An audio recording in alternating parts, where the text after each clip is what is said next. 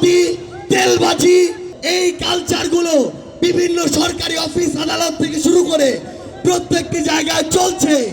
আমরা যখন আবার দেখছি এই সরকারি অফিস আদালত, থানা থেকে শুরু করে ইউএনও অফিস, হাসপাতাল থেকে শুরু করে ভূমি অফিস, কোন জায়গায় এখনো টাকার যে খেলা সেটি এখন পর্যন্ত বন্ধ হয়নি, তখন আমাদের আবার এই রাজপথে নেমে আসতে হয়েছে।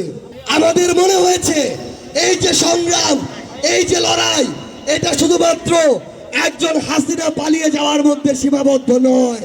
এই অন্তর্বর্তীকালীন সরকার তাদের জায়গা থেকে তাদের সবচেয়ে বড় একটি ব্যর্থতা হচ্ছে, যারা হাসিনাকে স্বৈরাচারী হাসিনা বানিয়েছে তাদের কারো শাস্তি এখন পর্যন্ত এই সরকার নিশ্চিত করতে পারেনি। সমৃদ্ধির পথে এগিয়ে যেতে দরকার ইস্পাত দৃঢ় ভিত্তি।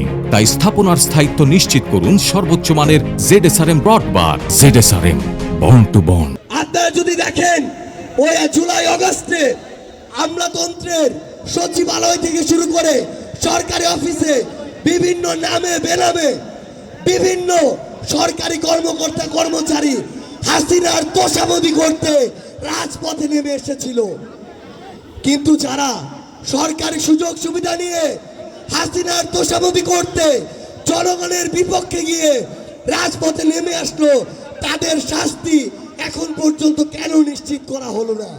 এই অভ্যুত্থান পরবর্তী সময়ে আমাদের মনে হয়েছে এই যে একটা সিস্টেম, করাপ্টেড একটা সিস্টেম, এই সিস্টেমটা ভেঙে চুরে নতুন করে তৈরি করতে হবে।